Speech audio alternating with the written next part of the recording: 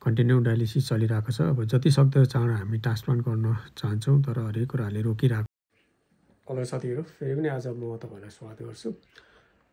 विशेष गरी आजको नयाँ अपडेट चाहिँ के छ भनेदेखि हाम्रो जति लिगलको पेपर लड्किरहेको थियो त्यो पेपरहरू सबै अहिले चाहिँ बनाइसकेर अब दिइसकेको छ हस्पिटललाई।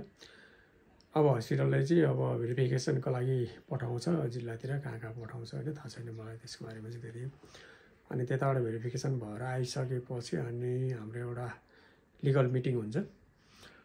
जस हामीले दिनुपर्ने जति नै पेपरहरू छ सबै हामीले बुझाइसक्यौँ। धेरै लङ टाइम लाग्यो, यसको लागि धेरै नै पेपरहरू बनाउनु पऱ्यो, कहिले के गर्दै अझै फाइनली हामीले अब जति चाहिने पेपरहरू चाहिँ सबैलाई हामीले बुझाइसक्यौँ।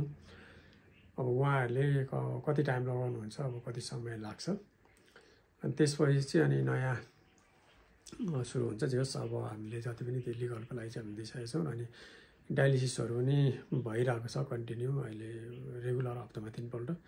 एकदमै धेरै खर्चहरू भइरहेको छ होइन। महिनामा तपाईँको हप्तामा डायलिसिसमा मात्रै 12-13 हजार जान्छ। अनि मेडिसिन तपाईँको सेकेन्ड ट्रान्सप्लान्टको लागि चाहिँ सरकारले कुनै पनि सुविधाहरू दिँदैन क्या।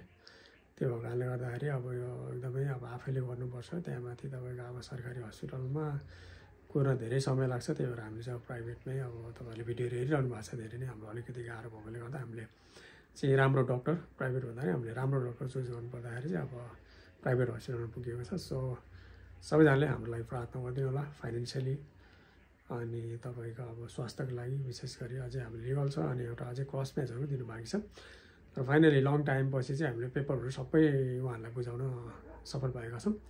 सो अब हेरौँ, सबै कुराको लागि चाहिँ अगाडिको दिनहरूलाई हामी हेर्नेछौँ। र तपाईँहरूले सब्सक्राइब गर्नुभएको छैन भने चाहिँ प्लिज सब्सक्राइब गर्नु होला, लाइक सेयर कमेन्ट सबै गर्नु होला। त्यसले गर्दा मलाई एकदमै हौसला मिल्नेछ र आउने दिनको हरेक अपडेटहरू तपाईँमा आउनेछ। धन्यवाद।